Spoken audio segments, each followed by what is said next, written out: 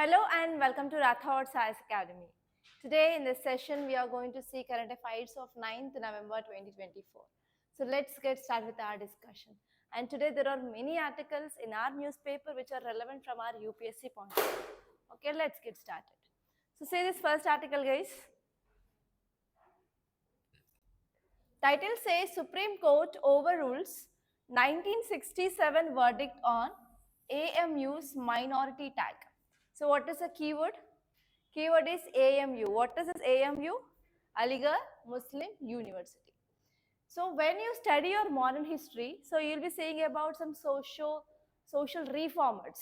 And one such a social reformer, he established this Mohammedan Anglo school. So that had been converted into Aligarh's Muslim University later on. So what is this article? Okay, so let me show you what is the keyword. That is Aligarh Muslim University. So where you will be studying about this in your GS paper 1 in modern history, you will be studying about this Aligarh Muslim University. So what are the dimensions you have to see? So first one is about some basic facts regarding this Aligarh Muslim University. And you have to see who founded this and in which year it got this university status. And you have to see what is the background regarding this case. So for the background, you have to go back to 1967. What are the allegations? And at that time, what Supreme Court said. And now we have to come to the present context. Now you have to come to the present context. What is about the present ruling? So if you see the brief background, in 1967, Supreme Court said that no, this Aligarh Muslim University will be not getting this minority status. But now in this 2024 judgment of Supreme Court, it said that no, Aligarh Muslim University will be getting minority status now. So what are the judgment given in 1967 which had been overruled now in 2024 judgment? So here you have to know about these facts, and actually this article you can see from your fundamental rights which comes under your polity GS paper 2 regarding rights of minorities. For example, article 30 of our Indian Constitution. Again, this year article 30 will be very important for the students who are going to write this year prelims. And this fundamental rights and religious freedom related articles, you can expect a question for sure 100% in your prelims. So you have to prepare in all the dimensions, okay, regarding fundamental rights. So in your polity textbook of Lakshmikant, please keep star mark for this fundamental rights and especially regarding this right to religious freedom and as well as minority educational rights. Okay, now let us see this article in detail. So this article is saying that Supreme Court of India overruled 1967 judgment which denied, at that time Supreme Court denied minority status to this Aligarh Muslim University. And at that time Supreme Court said that education institution established by a minority community retains its identity even when recognized by a law. Okay, so whenever it is recognized by a law, so it will be getting the minority status now. So this is a statement which is given by the Supreme Court now. So if you see some facts regarding this ruling of 1967 of Supreme Court, so that at that time we have 5-judge constitutional bench, and that case here is yes Aziz Basha versus Union of India case. So it is very important, please make a note of this. So Supreme Court 1967 judgment, the case name is yes Aziz Basha versus Union of India 1967 case. So in that case, Supreme Court held that Aligarh Muslim University was a central university so that it could not be considered as a minority institution. So write this statement. So in that case, Supreme Court said that AMU is a central university, so we are not going to get minority status for that.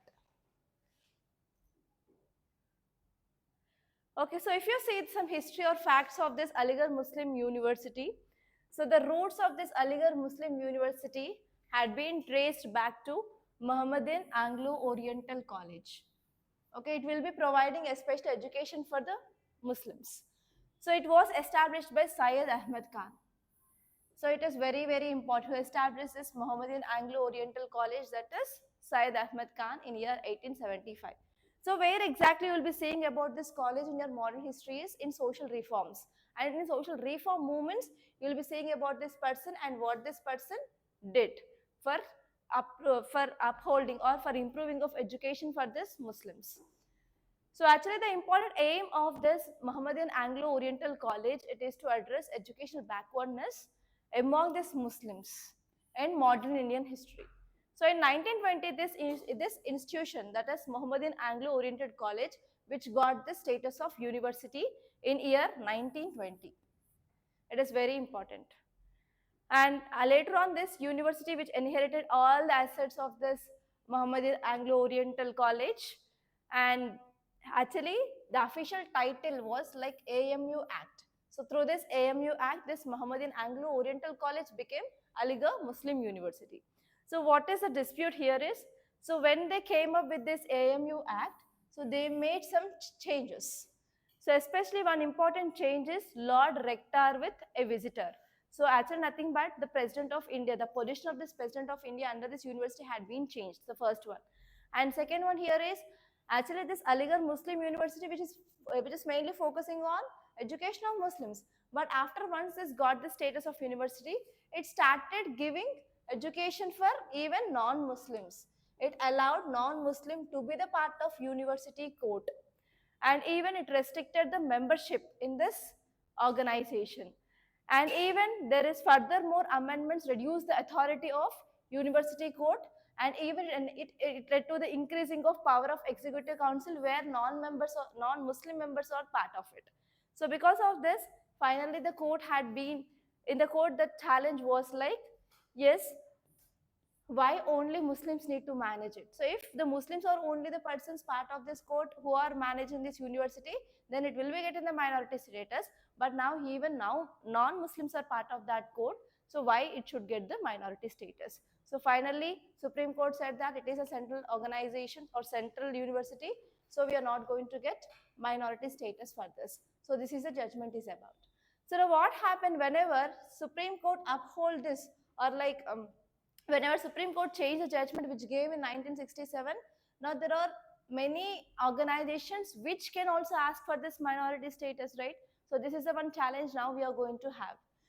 Okay, so here Supreme Court decision marks a significant shift from 1967 ruling. Now it is going to potentially impact other institutions to seek the same way the minority status. Okay, so it is one problem that now we are going to have. And this one is our Supreme Court is also emphasizing about the need for communities to demonstrate their intent to preserve cultural identity. So actually now these kind of organizations which are like related to any religious institutions or minority education institutions, now they want to protect their cultural identity. So in the same way, Supreme Court is also giving emphasis for right to cultural preservation. And next one here is, now there will be also impact on other education institutions. They are also started claiming of minority status, and the similar claims that will be coming into future. So we don't know like what happens in the future. And see this article or image. So you can see one plane, but this plane is on water. So this kind of planes are called as seaplanes. So this seaplane services which had been started in India in 2010 itself. So first seaplane services started in Andaman and Nicobar Islands, but now for the first time we are going to have this seaplane services in AP on River Krishna. So because of this, this is in news. So here what are the dimensions you have to see? You have to see about seaplanes. So what are the seaplanes? And you have to see different types of the seaplanes. So what are the advantages of the seaplanes? And you have to see history of the seaplane services in India. So recently DGCA provided some new guidelines regarding the operation of seaplanes under UDAN. So because of this, this is very important. Okay, so you have to focus on the recent guidelines. You have to focus on recent guidelines which came up in the month of August.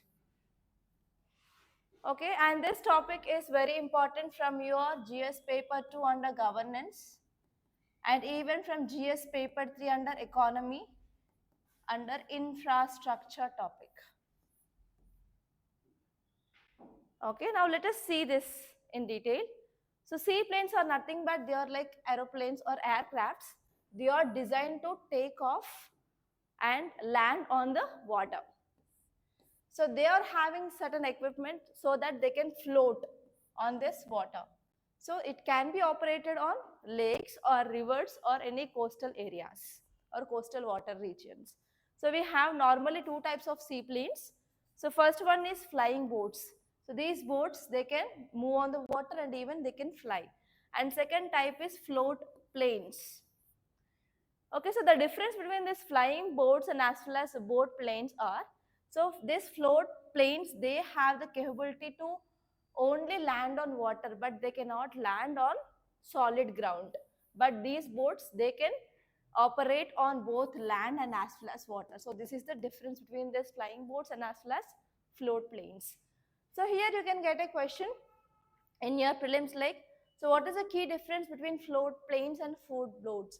So here float planes, they will not at all having the capacity to land on solid ground. Only they will be land on water surface itself. So what are the features of these seaplanes? So they can operate in the remote areas without the need for any runways because they directly land on the water. And next one is we will be having the quick access to the coastal areas and as well as inland water bodies. And next one here is it will be also helpful for boosting of our tourism, and it will also sometimes provide some rescue and search operations. For example, if any accident to the any boat happened in the water, for example in Godavari every year we will be having this kind of issues of boat sinking, etc. So in that type of incidents we can use this kind of seaplanes for search and rescue operations and to provide some medical emergencies and disaster response in the areas with a very limited infrastructure. So what are the significance? So first one is we can enhance regional connectivity.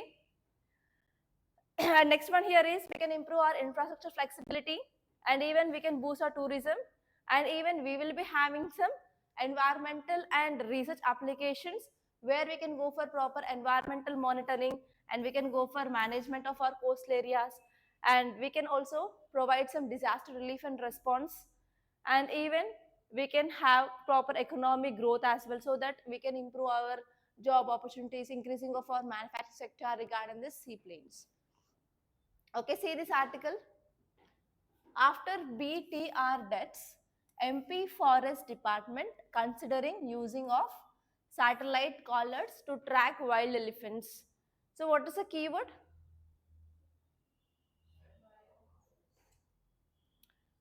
What is this BTR? BTR. Bandhav. Name of that. B means, okay, Bandhavgarh Tiger Reserve.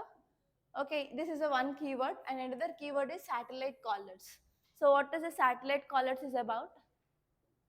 Satellite collars. Have you heard this word? At least radio collars? Radio collars. Satellite collars. No? So they are nothing but we are tying some instrument to animals which is connected to satellite so that we can assess the movement of these animals.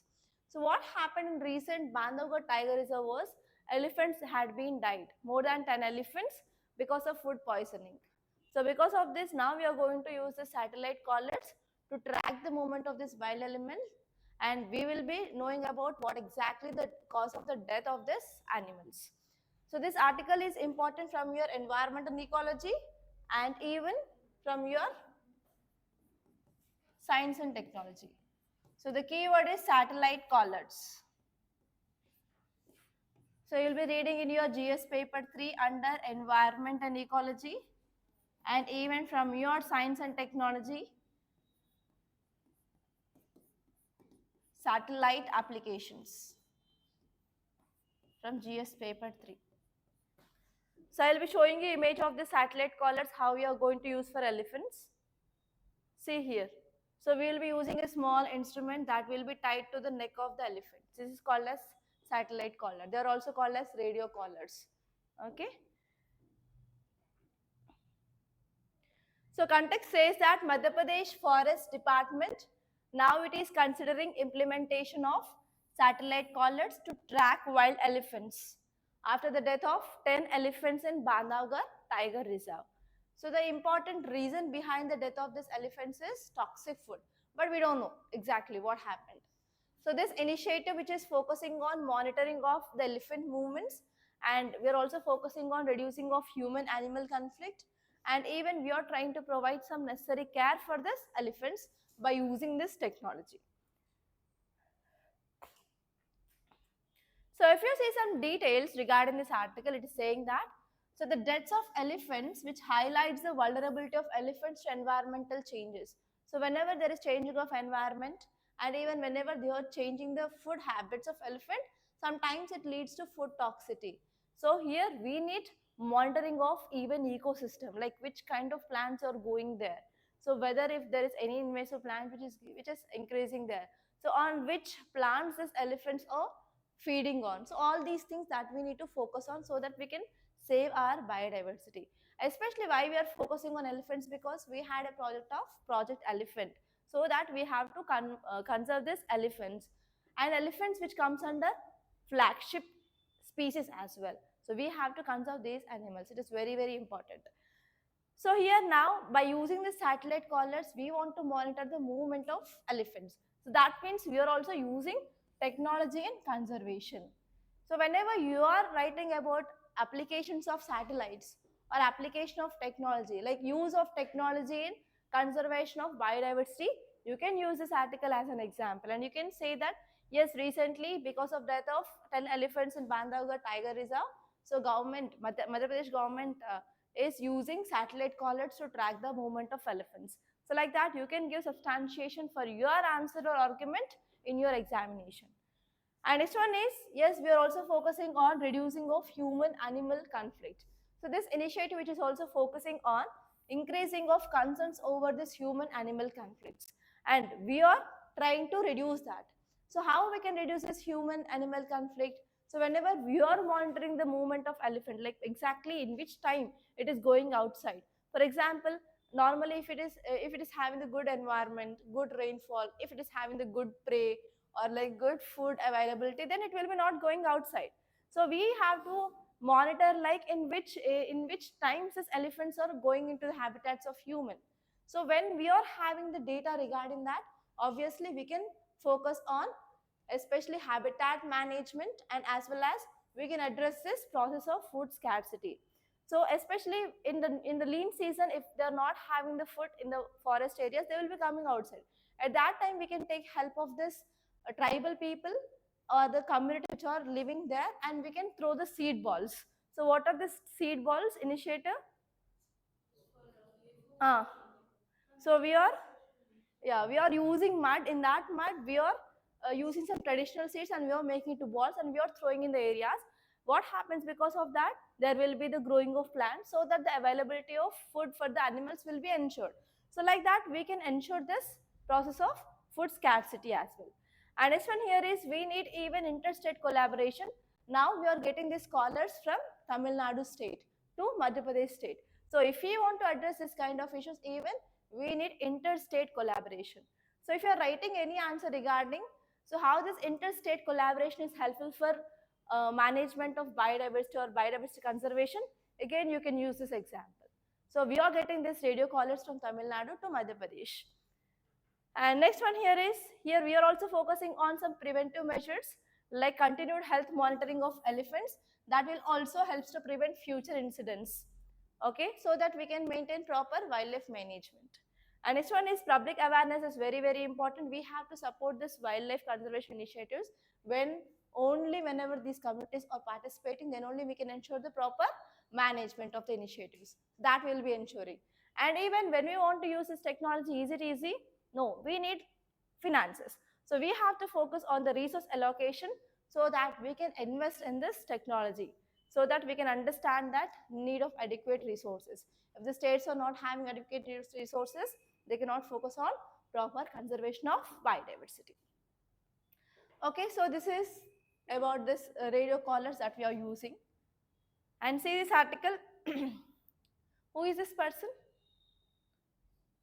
Who is this person? Who is the general? Is CDS. What is CDS? Chief Defence Staff. Who is he? And regarding that Chief Defence Staff in 2024, there was a prelims question.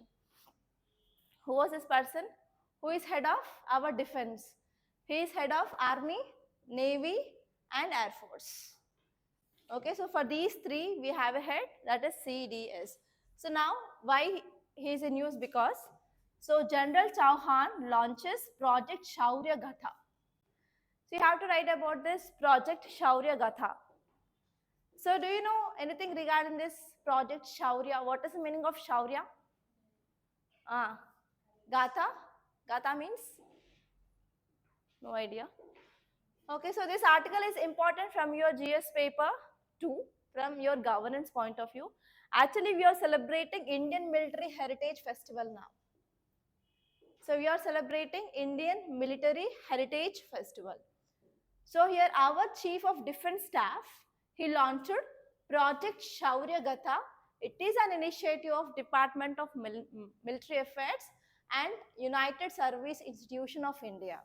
And they are focusing on promoting of India's military heritage as part of Indian Military Heritage Festival. Okay, we are celebrating this festival in the part of this. Here, this Shaurya Gatha, it is an initiative launched by Indian Military Affairs and as well as United Service Institution. So, based on these two words also, you may get a question. Okay, so what is this Indian Military Heritage Festival? So actually 2024 festival, which marks the second edition. So it is the second edition of this festival, and we are focusing on honoring and we are focusing on promoting our Indian military history, Indian military legacy, and also innovations of our Indian military. And actually this festival, it is a 2-day event, and in this event we will bring together global experts, academicians, think tanks, public and private sectors, and they will discuss about the key topics like how we can ensure national security and about military history and what are the different strategies we are having and about even Indian foreign policy. So these are the areas that we are focusing in this 2-day festival. So this year, what are the objectives of this festival? The first one is we want to promote military heritage and culture through this project. And in this festival, we are focusing on raising awareness about India's defense system, and we are also instilling the pride of country's military heritage in the people.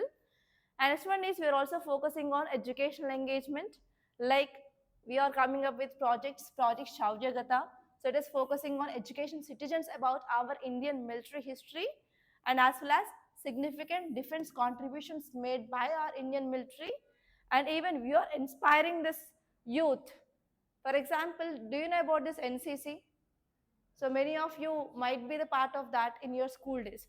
So actually this festival will engage this NCC candidates and students and encouraging them to explore their career in these armed forces.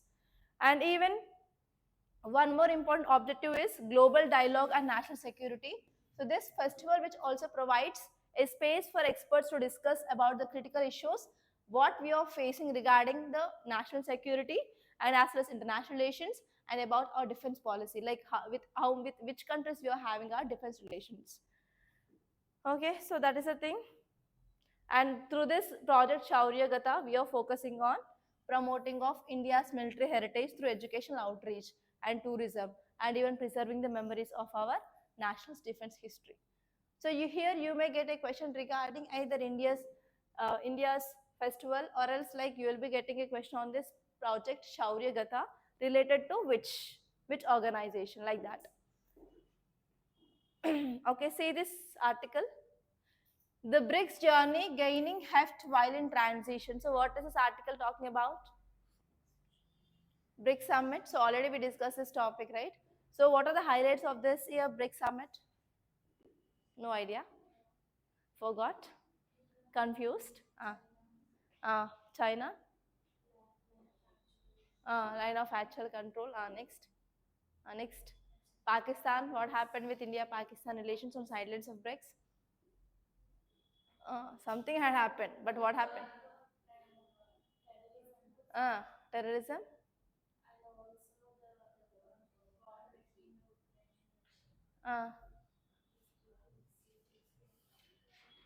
What happened? Ayyo. So at least tell me in which month it happened. Last month. Okay. Do you know the dates?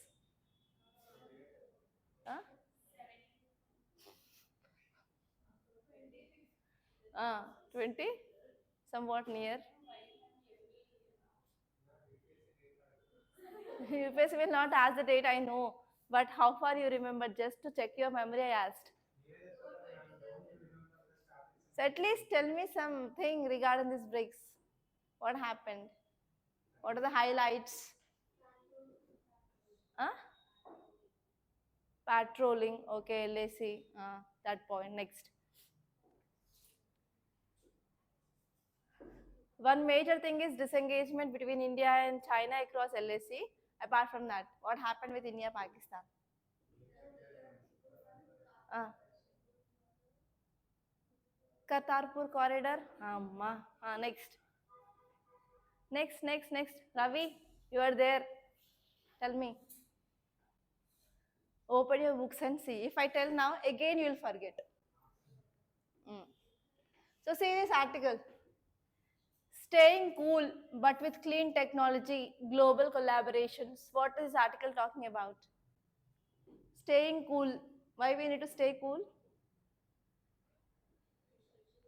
Clean technology. How cool technology and global collaboration, those three are interconnected. Regarding which organization? Not COP. Yes, Quad. So which are the countries part of this Quad? Japan, India. Japan, India, Australia, America. So I heard Russia. No, right? Okay. So this article is important from your environment and ecology and as well as from international relations point of view.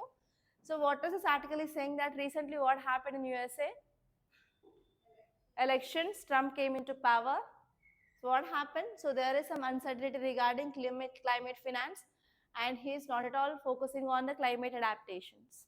So here this article is saying that in a warming world now, so we need efficient cooling mechanisms. So cooling is very essential, especially for vulnerable populations. So now Quad nations. So which are the four countries part? Australia, India, Japan and US.